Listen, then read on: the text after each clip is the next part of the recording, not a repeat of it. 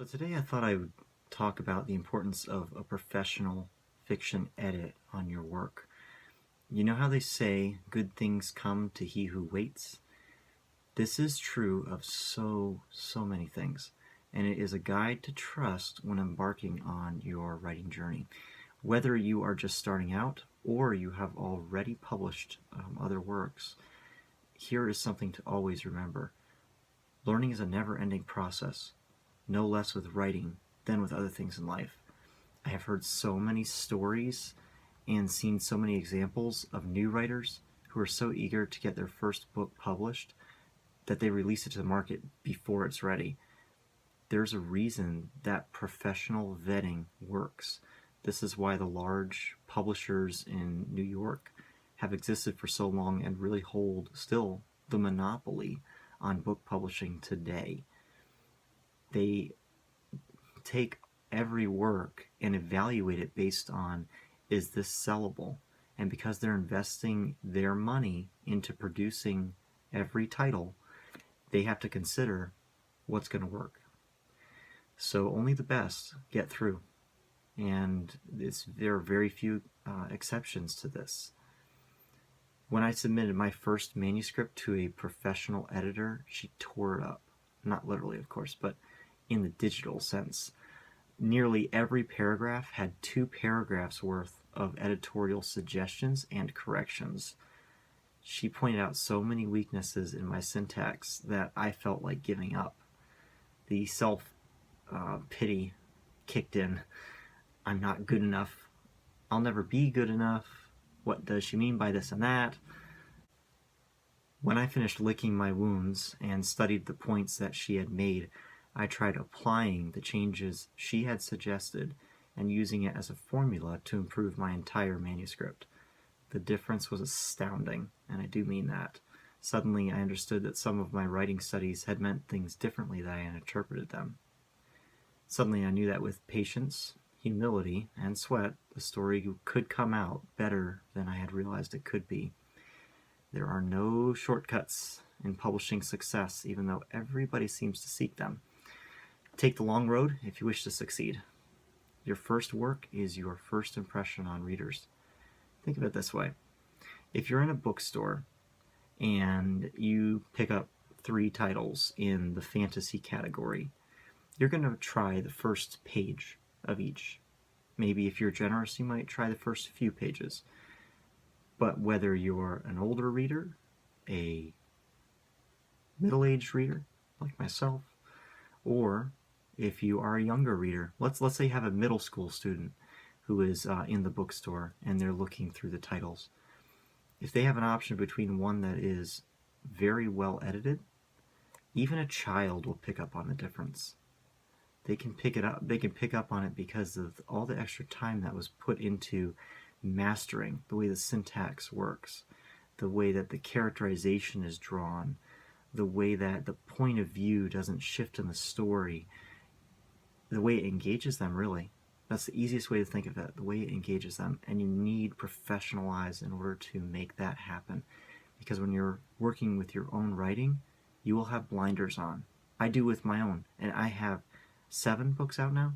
So with 7 books out, I mean, I still need that second review. I need to look through it again. It does get easier over time, but you have to form those habits from the beginning, because later the bad habits are really hard to break.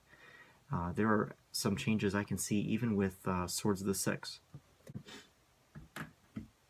So if I look at my first book, Swords of the Six, I can see today where I spent more time editing, where I spent more time applying the edits that were recommended to me, and it makes a difference. I am pleased with the work that came from it. It's all a learning process. So every book, each sequential book, I feel like each one should be a little bit better than the last. And that should be both through the plot itself and just the writing as well. But writing is an art, and you have to practice it. You have to strengthen it. In fantasy writing, it is essential to show more and tell less. Be concise where possible, choose pointed descriptions, and bring your characters to life through engaging scenes. My first book went through 4 editors. Yep, painful. Yes, but also very beneficial. Writing engaging scenes is going to be the key to your story because it helps the reader to lose themselves in the story rather than feeling like they're being narrated to by the author. And this is where show versus tell really kicks in. It's not an easy process to go from writing plain simply good English to writing a great novel. It's a slog. You really have to plug away at it. You have to take the criticism, be humble, and learn from it. And then you have to execute it. And that's honestly the hardest part. Because before you've done it, without the experience, you're really experimenting with your work, trying to bring it to its best. And you want to present your best, and that way readers will come back for more. If you love storytelling, take the time that is necessary and learn from the professionals. Try not to listen to what your friends say about the story or your family, because all of them have your best interest at heart, but they don't have the eye of a critical professional editor. Before we close, I'm going to recommend a few books that have been extremely helpful to me in my own writing.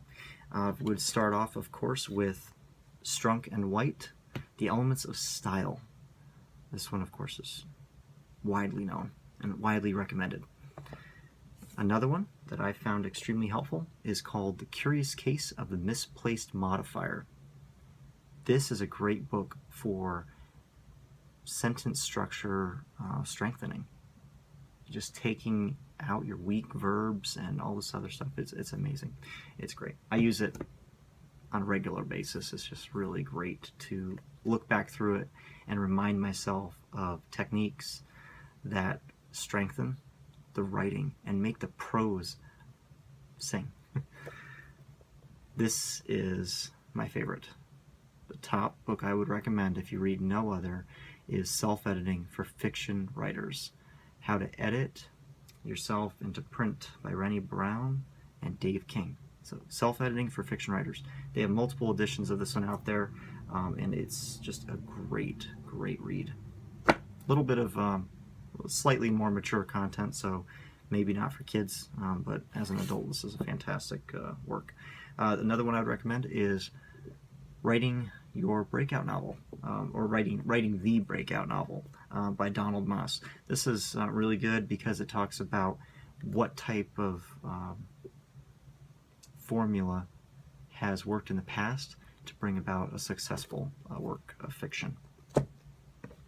And you'll find that a lot of books out there, when you start to hunt for books on writing, many of them are focused on nonfiction, not on fiction. And that's because nonfiction sells more than fiction does, by and large. This is the last one I'm going to recommend. This is a very important work and really gets to the heart of what I've been saying. Give them what they want. Even if you're going to self-publish, use, let's say you're going to use CreateSpace or Amazon's KDP and their new KDP paperback option, you need to give them what they want. The reason I say that is because this will get to the pride behind your work and will make you realize that if you can't take criticism and learn from it and then understand what, number one, the editors are trying to get at, and number two, what the editors want, then you'll never be able to meet the market's need for good books. And really, it's about dealing with the gatekeepers. It does come from the perspective of a traditionally published author, such as myself, where you are submitting first your query letters and then submitting to a publishing house and going through the whole process before you get a traditional contract. So in other words, you're not paying a cent for your book's production. It's all at the risk of the publisher. So they take on the financial risk and invest in your work, invest in you, and market you. In the case of the publisher I ended up with, internationally. So some publishers do a better job of it than others, but if you want to understand how to become the best writer you can be, humble yourself to accept the criticism of professional writers and editors. I highly recommend doing what I did in my first novel. I hired an editor to do a professional evaluation or manuscript evaluation. The feedback was invaluable. It was humbling, and I learned a lot from it. And I highly recommend you do the same with yours. Find somebody to hire who is professional and has gone through this before. In other words, someone that you can learn from, that is willing to teach you. I do it on my own website on occasion, and I greatly enjoy it. It's a great opportunity to pass on the hard lessons I've learned.